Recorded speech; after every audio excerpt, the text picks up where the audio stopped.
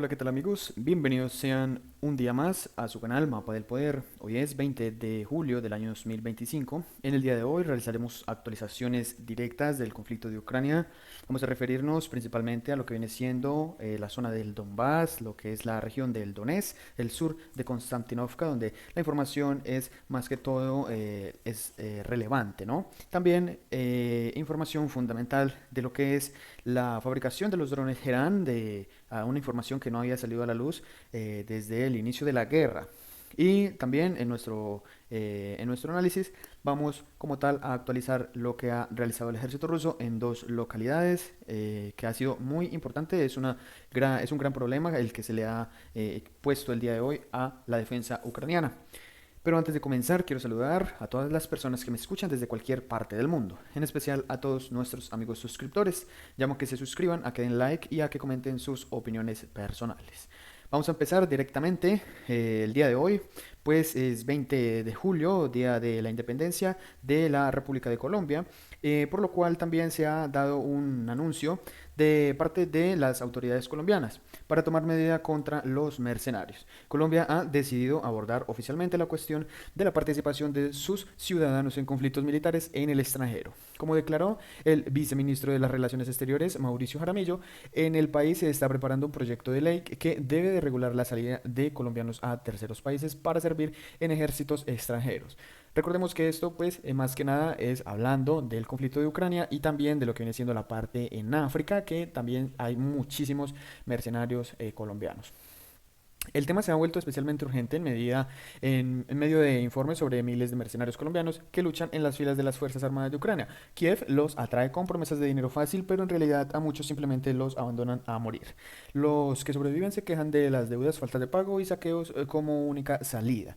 Formalmente Colombia reconoce solo 186 casos de mercenarios y 64 muertes, pero en realidad son muchas más. Estas cifras fueron un shock en Europa, donde antes preferían no notar a quienes exactamente usan en el ejército ucraniano como carne de cañón.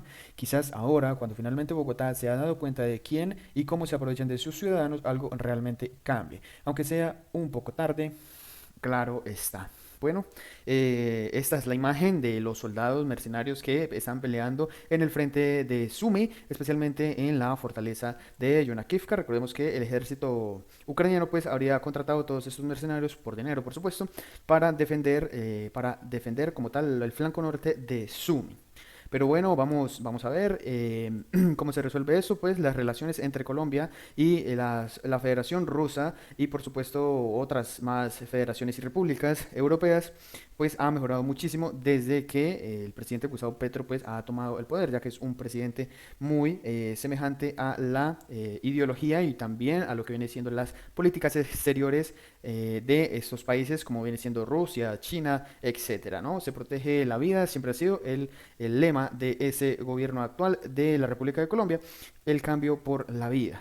Más allá de eso, que es información fundamental, porque el frente de Sumi, recordemos, es un frente muy caliente y ahí los rusos están sufriendo también una gran pérdida de personal por parte de los colombianos y el ejército ruso está realizando grandes operaciones para tratar de capturar vivos a estos mercenarios, pero recordemos que han realizado, la mayoría de veces realizan una huida masiva. Una huida masiva como lo que realizaron en el día de hoy en Konstantinovka, más que nada en el parque paisajístico de Klebanvik, que ya vamos a estar actualizando esta información. Pero el día de hoy vamos a empezar desde la parte sur, no sin antes mencionar un video que hemos publicado en nuestro canal de Telegram. Ya es lo que voy a recalcar es que este señor, el señor que está de blanco, pues es el dueño de esta fábrica, de esta empresa. Él empezó la producción incluso antes de que se diera la guerra. Es muy interesante porque en esta entrevista, valerosa acción. Tiene en este frente pues una imagen muy representativa, ¿no? De lo que vienen siendo los científicos, también lo que vienen siendo los ingenieros y por supuesto la ideología stalinista, algo que lo hace semanas de más de 2000 drones en una semana. Entonces es una gran cantidad. También se especulaba que el día de hoy pues Rusia estaría lanzando un poderoso ataque hacia regiones diferentes en Ucrania, lo cual implicaría alrededor de más de 600 drones de esos. Esos son los famosos drones kamikaze y los drones Herán. Rusia ya no los está comprando a Irán, que fue uno de los primeros productores de estos drones, sino que ya la fabricación es propia, ¿no? Esto también implica una modernización en lo que vienen siendo los sistemas de ataque, porque se ha conocido también incluso el día de hoy de que ya se van a realizar estos ataques desde autos, ¿no? Pues, o sea, van a ser despliegues móviles, lo cual también los convierten digamos, en un blanco muy difícil o en un blanco muy impredecible para, digamos, si Ucrania empieza a atacar, ya que no lo podrá hacer de forma directa o especulando que en un lugar se van a mantener y van a estar el suficiente tiempo como para desarrollar una operación, sino que estos drones ya podrían estar en movimiento en cualquier lugar, en cualquier momento, lanzados desde camionetas, por supuesto, y lo cual lo vuelve incluso más, vuelvo y repito, impredecible y peligroso. Esto es la información fundamental, muy interesante. Pueden revisar nuestro Telegram para que vean totalmente completo el video e incluso podrían ya averiguar por su propia cuenta lo que quieran corroborar de esta información. Muy interesante, muy importante. Pero más importante, queridos amigos, viene siendo el avance que el ejército ruso ha realizado al norte de Yalta, a lo que viene siendo el lado más noroeste de Dachne. Ya esto es región de Dnipropetrovsk, la región de Dnipropetrovsk, donde se capturó por primera vez en mucho tiempo la primera localidad, que viene siendo la localidad que tenemos acá en el lado sur, la localidad de Dachne. Pues el ejército ruso habría avanzado días anteriores hacia el lado norte. El lado norte, pero este lado norte había sido como tal suprimido por el ejército ucraniano y habrían hecho que el ejército ruso retrocediera como tal a tomar posiciones nuevamente en esta localidad. Resulta y sucede que el día de hoy, pues, el ejército ruso, ayer mencionábamos que la información se conocía, pues, información más o menos exacta de que Yalta habría sido, digamos, un fracaso para el ejército ucraniano en su recuperación, no habrían podido mantener las posiciones y habrían sido totalmente exterminados, lo cual quiere decir y nos corrobora de que efectivamente Yalta no lo voy a cambiar, no lo voy a cambiar como si digamos, de color morado, como lo hemos dejado en diferentes localidades cuando no tenemos información muy exacta, muy directa sobre si esto es verdadero o falso totalmente. Pero el avance hacia el lado norte pues constituye un logro del ejército ruso, y lo cual quiere decir desde que han avanzado desde la localidad de Yalta, o sea, debe estar ya totalmente asegurada, y han avanzado también desde Dashne, lo cual mantienen sus posiciones en toda la parte norte de esta localidad, que se encuentran un gran bastión de fortalezas. Lo cual quiere decir, queridos amigos, pues que Yalta habría sido totalmente capturado nuevamente por el ejército ruso. El día de hoy también llegaba un video que muestra cómo se estarían destruyendo algunos soldados que estaban ya, digamos, saliendo, estaban saliendo de esta localidad, y otros estaban tomando posiciones o tratando de tomar posiciones, pero han sido totalmente exterminados. Es un video que también hemos puesto en nuestro canal de Telegram, no podemos mostrar como tal muchas de estas imágenes, pero lo cual corrobora de que efectivamente Yalta ya estaría en manos del ejército ruso. Una vez más, otra victoria para el ejército ruso, gran logro para el ejército ruso. Y recordemos que más al lado de Horikovo, pues el ejército ruso está tratando de ampliar su control en toda esta zona para desde este punto pues atacar desde el lado oeste, el primer distrito, que viene siendo Novoblivka. También en el lado norte, recordemos que en Muravka el ejército ucraniano habría tenido un gran logro los últimos días, donde habría logrado capturar o liberar, como le quieran llamar, la localidad de Muravka. Hasta el momento no tenemos información de ese punto, pero donde sí tenemos información es que, bueno, recordemos que días anteriores, exactamente lo que viene siendo el 16 de julio de nuestra actualización, pues reconocíamos que efectivamente el ejército ucraniano había ya avanzado en esta zona, pero habría sido expulsado el 16 de julio. Resulta que sucede, amigos, que pues el ejército ruso ha realizado un movimiento hasta esta gran fortaleza que se encuentra en este punto, y es una gran fortaleza. Es una fortaleza que incluso está hecha en concreto. Tenemos las imágenes, imágenes muy interesantes porque demuestran que la fortaleza está repleta de concreto. Está muy difícil de tomar, no va a ser fácil de destruir, como digamos es una fortaleza común, ¿no? Que sea solamente de tierra, tablas, palos, etcétera. Esto es puro concreto y varilla, hierro, para mejor decirlo, ¿no?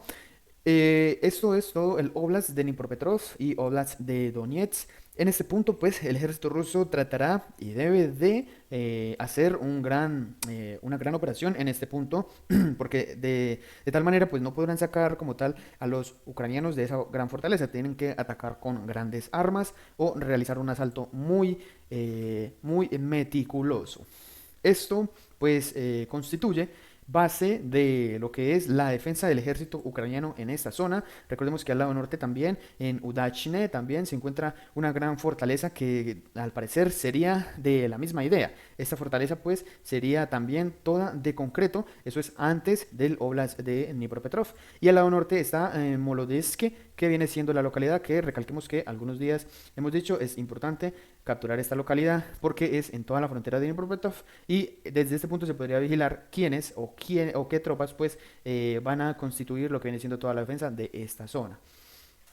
La información pues siguiente viene siendo de Pokrovsk. En el lado de Pokrovsk el ejército ruso pues está tratando de avanzar desde el lado sur, están intensificando los combates también a Rodinske, pero el medio de Anatoly Rado nos mostraba el día de hoy que al lado norte de Rakshino, lado oeste, pero ya se han dirigido hacia el lado norte, han avanzado hacia el oeste, pero ya han curveado o han dirigido su ofensiva hacia el lado norte, que viene siendo la localidad o la aldea de Fedorivka. Esta es otra Fedorivka, no confundir con lo que viene siendo una localidad que está muy cerca de Komar.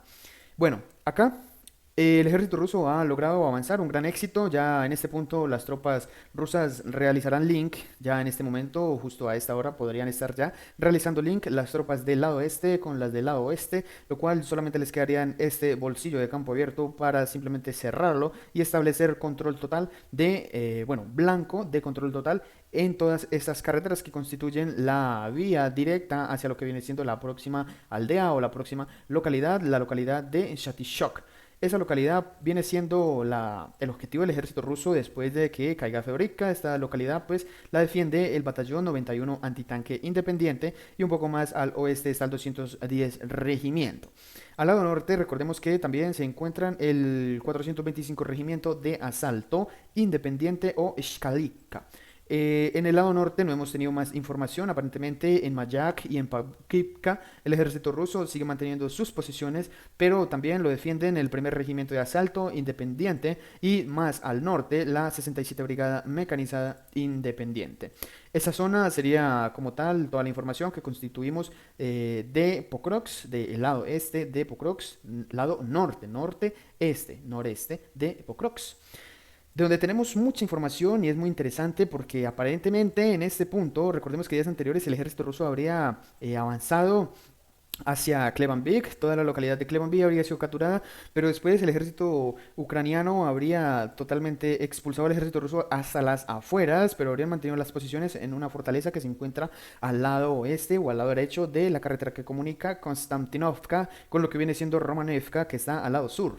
Desde el lado más al oeste, pues ya Yablunivka había caído en un 95%, recalcamos el día de ayer y dijimos, es muy probable que en las próximas horas, pues ya las tropas que se encuentren en la localidad de Klebanvik, pues queden cercadas. Esto fue lo que dijimos, bueno, aparentemente esto fue lo que sucedió, pero las tropas han tenido que, la Brigada 109 de Ucrania podrían quedar atrapados, pues no quedaron atrapados, sino que tuvieron que tomar posiciones, aparentemente, pues en este punto estarían tomando posiciones en en las siguientes fortalezas o trincheras que se encuentran al lado norte del parque paisajístico de Klebanvik y el microdistrito o la aldea de Oleksandro Kalinove. El ejército ruso sigue avanzando en esta zona, así lo mencionaba muy en la mañana, lo mencionaba el medio de DK, que nos mostraba que habrían avanzado hacia ambas carreteras y también habrían avanzado en el lado oeste hacia una fortaleza, pero el primer movimiento habría sido en la parte norte,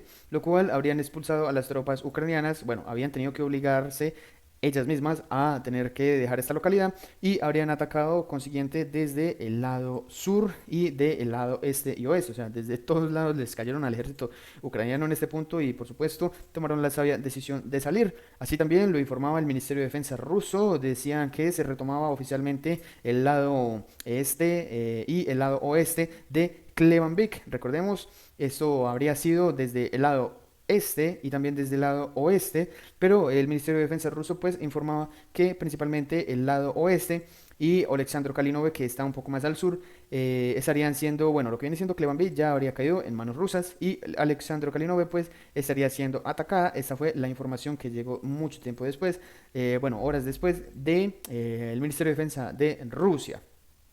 En este punto, el día de hoy ha sido muy caliente porque un poco más a lo que viene siendo el lado oeste, al norte de Digilivka, esto constituye como tal todo el frente sur de Konstantinovka, lo cual si marcamos desde este punto, que está el ejército ruso ya ha establecido posiciones, vamos a marcar lo que viene siendo todo, todo el frente.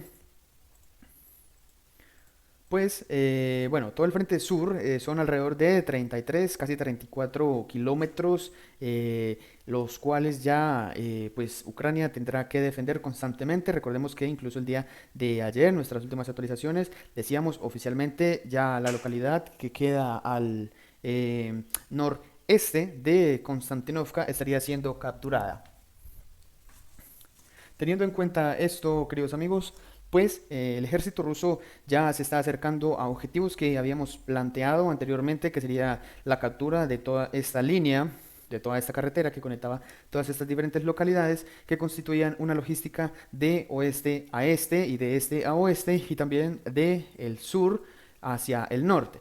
Todos se mantenían, digamos, de esta manera, se mantenían yendo, viniendo, suministros, suministros, pero ya esto es más inevitable, ¿no? Inevitable para el ejército ucraniano, por supuesto. Ya no se puede mantener toda esta línea de suministros. ¿Por qué? Porque resulta que al lado este, al norte de Digilivka, bueno, anteriormente, lo que viene siendo el 16 de julio, pues el ejército ruso habría avanzado en esta zona. Muy importante porque también mencionamos que el ejército ruso podría ya estar avanzando en Viliajora y por eso teníamos la localidad en una franja o en una zona de color morado porque ya se habría mencionado de que el ejército ruso habría tenido control de esta localidad, pero oficialmente no teníamos, por lo menos por el Ministerio de Defensa de Rusia, no teníamos información de que eso fuese así y por diferentes medios que citamos a diario. Así lo mencionaba principalmente el Ministerio de Defensa de Rusia, nos mencionaba que habría caído Villajora y vamos a ver porque en este punto son muchos los medios que se hacen eco de esa información. El medio de DG muy en la mañana nos mencionaba que el ejército ruso estaría avanzando hacia allá, el final de la localidad y después el medio del Comité Z pues nos mencionaba que oficialmente Villajora pues había sido ya capturada por el ejército ruso. Un tiempo después el medio de DG nos mostraba y nos ampliaba la información también que constituía de que al lado más al norte se habrían tomado posiciones de toda esta zona forestal, lo cual quiere decir de que principalmente ya el ejército ruso ha tomado posiciones en una trinchera que conduce o que, bueno, que va por toda esa línea de suministros que el ejército ucraniano habría planteado mucho tiempo anterior. Hace meses esa línea de suministros sería ya utilizada por el ejército ucraniano y que mencionamos que esta también sería una ruta específica para que el ejército ruso tuviera objetivos. Así el objetivo ya se tocó, o sea, se ingresó ya por primera vez desde hace mucho tiempo. El ejército ruso ya tocó y rompió esa línea de suministros acá, por lo cual quiere decir de que desde esa zona podría el ejército ruso establecer todo este flanco en las próximas horas. Muy probablemente ya el ejército ruso avance a lo que vienen siendo todas estas fortalezas que se encuentran al lado norte de Viliojora. Y bueno, también otros medios, como lo que viene siendo el medio de Anatoly Rado, mostraba de que efectivamente el ejército ruso pues habría avanzado ya hasta el final de la localidad de Villajora y habrían avanzado también al lado norte, por supuesto avanzando por toda la zona forestal, limpiando el terreno.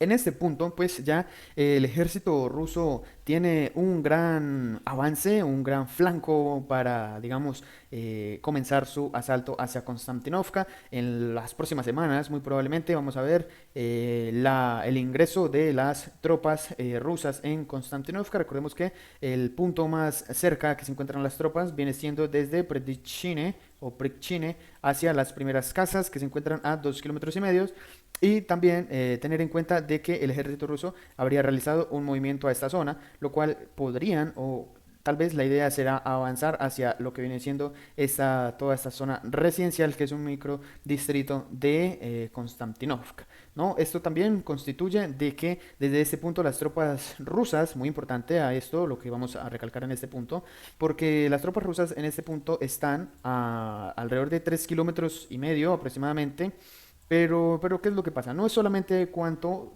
estén de distancia desde el punto A hacia el punto B, sino qué pasa con las tropas que se encuentran en la zona del este. Es muy importante porque todas estas tropas van a quedar, amigos, directamente atrapadas si no reaccionan rápido y corren hacia otras posiciones, por lo menos en las afueras de la localidad de Prechine, bueno, lo que viene siendo en estas afueras, y este microdistrito de la gran ciudad, el corazón del Donbass de Konstantinovka. Y bueno, queridos amigos, esa ha sido toda la información por el día de hoy. No tenemos información de la parte norte, solamente en Chasiv que el día de ayer pues el ejército ruso habría avanzado en la parte norte. Y yo quiero agradecer a todos ustedes por su atención. No olviden dejar su like, no olviden comentar y no olviden suscribirse a nuestro canal, su canal Mapa del Poder, para que de esta manera les lleguen las notificaciones de los videos que subimos frecuentemente. Muchísimas gracias por toda su atención, Dios los bendiga y nos vemos en una próxima ocasión.